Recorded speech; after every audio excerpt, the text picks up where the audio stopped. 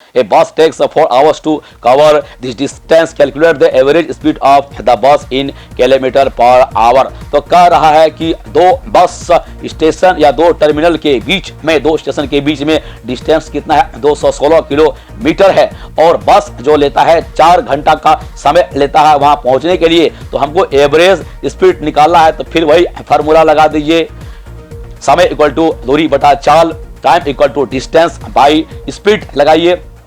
तो distance 216 kilometre दिया है, time taken 4 hour, average speed formula लगा देंगे, total distance covered by total time taken, तो 216 बाई 6 54 किलोमीटर पर आवर, ये आंसर इसमें हो जाएगा। नेक्स्ट क्वेश्चन है, two cars A and B starting at the same time from same point are moving with average speed of 40 kilometre per hour and 50 kilometre per hour respectively in the same direction. Find how far will car B from car A and after 3 hours.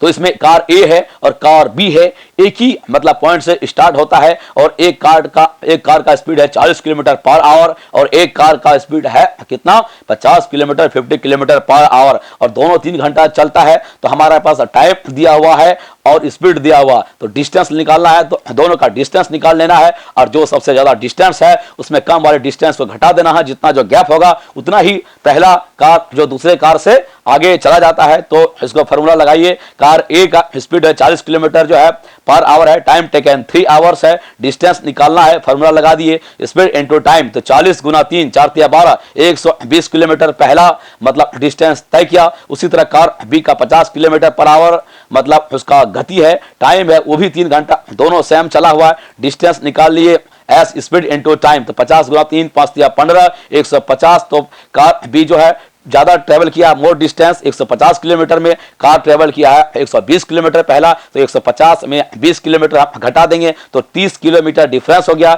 इस तरह car जो B है जो ज्यादा चला है वह 30 kilometre जो है वह आगे होगा, तो distance the difference between the two car is 30 kilometre, तो ये 30 किलोमीटर होगा।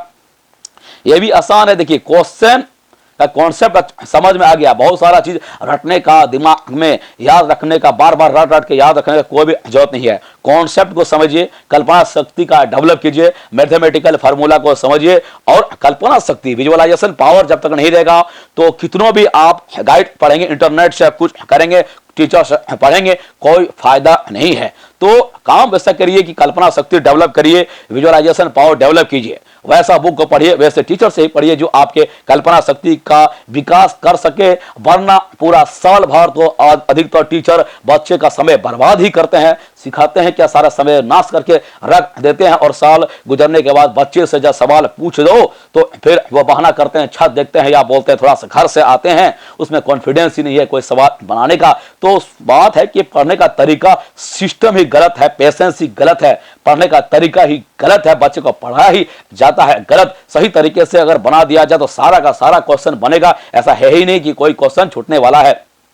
नेक्स्ट क्वेश्चन है, मोशन एंड टाइम में a car moves with a speed of 40 kilometre per hour for 15 minutes and then with a speed of 60 kilometre per hour for the next 15 minutes. मतलब एक ही car है 15 minute चला 40 kilometre पर घंटा की रफ्तार से, और वही कार फिर 60 जो है किलोमीटर पर आवर की रफ्तार से, मतलब ज्यादा देर से, वो भी 15 मिनट ही चलता है। क्वेश्चन को पहले समझना होगा। Find the total distance covered by the car in the 30 minutes. तो पहला वाला डिस्टेंस निकाल लेंगे जो 40 किलोमीटर पर आवर की रफ्तार से 15 मिनट चला, और दूसरा वाला जो है डिस्टेंस निकाल लेंगे 60 किलोमीटर पर आवर की रफ्तार से 15 मिनट चला, और दोनों का डिस्टेंस निकाल के जोड़ देंगे तो हमारा पता चल जाएगा टोटल डिस्टेंस कितना जो है कवर्ड किया गया, कितना गाड़ी चला है। बस इतना ही करना है। इतना ही बच्चा करने के लिए हाथ पैर बच्चा का फूलने लगता है, कारण है कि सिस्टम से पढ़ता नहीं विद्यार्थी।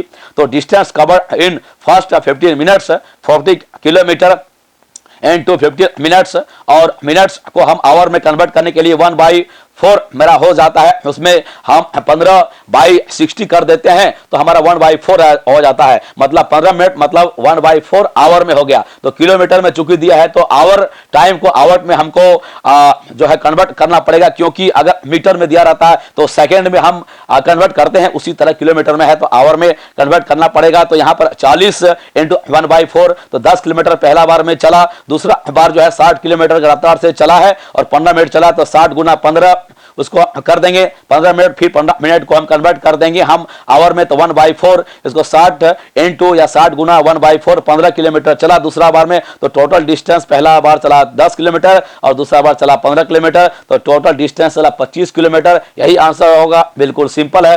Define the term periodic motion, give 2 examples of the periodic motion that can be used to measure time. देखिए पीरियोडिक मोशन क्या होता है कि एक निश्चित समय अंतराल में जितना समय में मतलब कहीं पर जाता है उतने ही समय में वह रिटर्न आता है, या यूं कहे कि एक पीरियड का जो चक्कर लगाता है, मोशन लगाता है, एक निश्चित समय में ही लगाता है। तो पीरियोडिक मोशन का यही है डिफिनेशन। और इसका एग्जांपल क्या है पीरियोडिक मोशन का, तो revolution of the moon around the earth, पृथ्वी के चारों ओर जो चंद्रमा जो परिभ्रमण करती है, परिक्रमण नहीं परिभ्रमण, ये सब को ध्यान रखिएगा। परिक्रमण और परिभ्रमण अलग है, विद्यार्थी बहुत कंफ्यूज करते हैं। रिवोल्यूशन और रोटेशन, तो परिक्रमण जो होता है वह रोटेशन होता है और परिभ्रमण जो होता है वह रिवोल्यूशन होता है। तो मोशन ऑफ द मून, तो पीरियोडिक मोशन इसी तरह से जो परिभ्रमण हो गया, मतलब मून का परिभ्रमण हो गया पृथ्वी के चारों ओर, ये पीरियोडिक मोशन का एग्जाम्पल है। उसी तरह हैंड वॉश का जो कांटा होता है वह भी पीरियोडिक मोशन का एग्जाम्पल है। तो यही चीज को इंग्लिश में दिया गया है, ये नोट्स हम बना दिए हैं। ये नोट्स आप लोग हमारे फेसबुक से भी देख सकते हैं, और जिस विद्यार्थी को जो हमारे विद्यार्थी है उसको भेज ही दिए हैं, तो वो इसको सारा लिख लेंगे। बस इसको इंग्लिश में लिखना और क्या करना है, इंग्लिश एक भाषा है।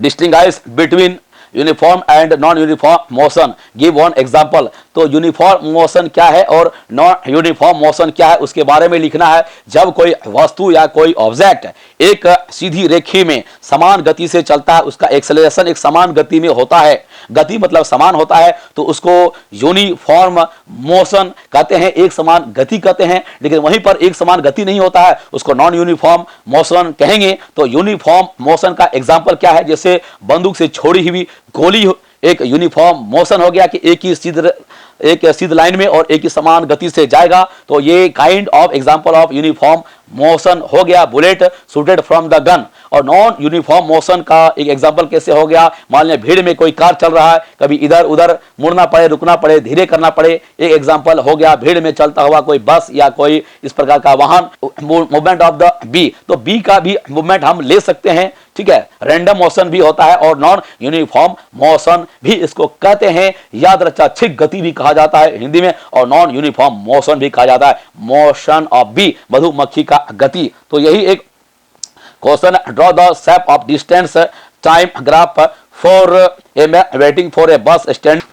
ये थोड़ा यहां पर देखिए, हम ये ग्राफ दिखा दिए। इसमें ये ग्राफ क्या दिखाता है कि कोई व्यक्ति जो है ए है, मान लिया जाए किसी बस स्टैंड पे या रेलवे स्टेशन में वह बैठा हुआ बस का इंतजार कर रहा है, वह चल नहीं रहा है, तो इसको दिखा रहा है। और दूसरा ग्राफ दिखाना है कि कोई मतलब व्यक्ति, वस्तु या कोई वाहन, गाड़ी जो है एक समान गति से, मतलब एक लीनियर स्पीड में, एक सीधे एक रेखिक एक सीधे और समान गति से चल, एक वस्तु या गाड़ी जो है एक सीधी रेखी में एक समान गति से चल रहा है, तो उसका कांस्टेंट स्पीड से चल रहा है, तो उसका ग्राफ यही हमारा होगा। तो ये हम आपको दिखा रहे हैं। और इस तरह से इसमें फिर चलिए आप दिखा रहे क्वेश्चन है, इसमें मोशन एंड टाइम में a farmer moves along the boundary of a rectangular field A B C D as shown in the figure. He takes 4 minutes to travel across each side. Is the motion of this farmer uniform or non-uniform? Find this average speed over one complete round of the field. देखिए इसमें question पूछा गया कि एक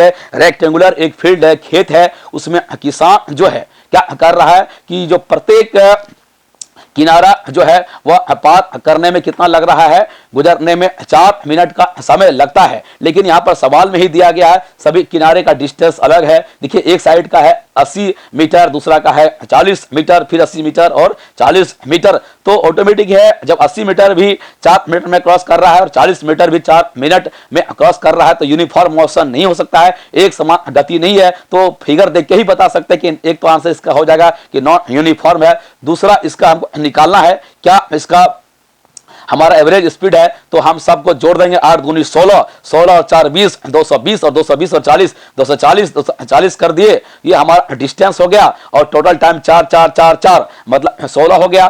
तो इस तरह से 240 मीटर बाई 960 सेकेंड हो जाएगा। चूंकि मीटर है 240 और 16 मिनट है, तो मिनट को क्या करेंगे हम कन्वर्ट करेंगे सेकंड में, क्योंकि जब मीटर का हम मीटर के साथ कैलकुलेशन करेंगे तो स्टैंडर्ड यूनिट हमको सेकंड में लाना पड़ता है। तो सेकंड में लाने के लिए हम इसको पहले सेकंड में लाए और 16 छक 96 60 से गुना कर दिया, 16 को तो 960 आ गया, तो वही हो गया 240 मीटर बाई 960 सेकेंड्स। इसको जब हम सॉल्व कर देंगे, डिवाइड कर देंगे, तो हमारा आंसर आएगा 0.25 मीटर पर सेकेंड और motion of the farmer is not uniform. यही है।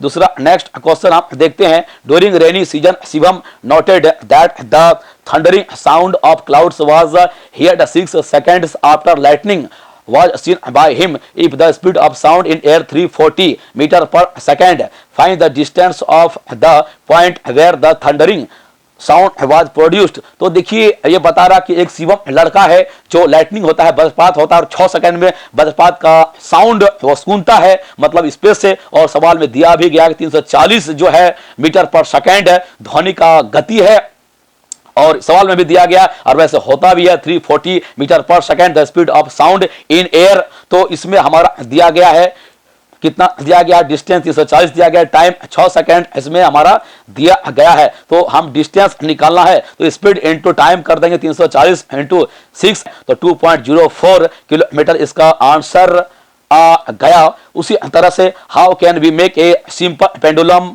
A simple pendulum takes 10 seconds to complete 5 oscillation. Find the time period of this pendulum। मतलब पेंडुलम का एक टाइम पीरियड निकालना तो बस बहुत ही आसान है, क्योंकि नंबर ऑफ द ऑसिलेशन कितना है, 5 बार दोलन करेगा, 1 2 3 और एक फिर 4 और एक 5 बार ऑसिलेशन करेगा। टोटल टाइम लग गया 10 सेकंड, तो divide by total time by number of oscillation, तो 10/5 कर दिए तो 2 सेकंड्स हो गया प्रत्येक ऑसिलेशन। तो सिंपल सा इसमें है। उसके बाद ये देखिए सवाल दिया गया है कि ये ग्राफ देखना है, बताना है कि गाड़ी जो है पहला सिचुएशन में एक कार जो चल रही है, दूसरा सिचुएशन में चल रही है, तो कौन सा यूनिफॉर्म मोशन है, कौन सा नॉन यूनिफॉर्म है मोशन नहीं है। तो पहला वाला देखने से ही पता चल रहा है कि इसमें समान समय समान गति से बढ़ रहा है, लेकिन दूसरा गाड़ी बी कार भी है समान समय समान गति से नहीं बढ़ रहा है। तो पहला कार जो है उसका यूनिफॉर्म मोशन है और दूसरा कार का यूनिफॉर्म मोशन नहीं है। डिटेल्स आप नोट्स में देखिए। इसमें ग्राफ को देखकर बताना कुछ मिसिंग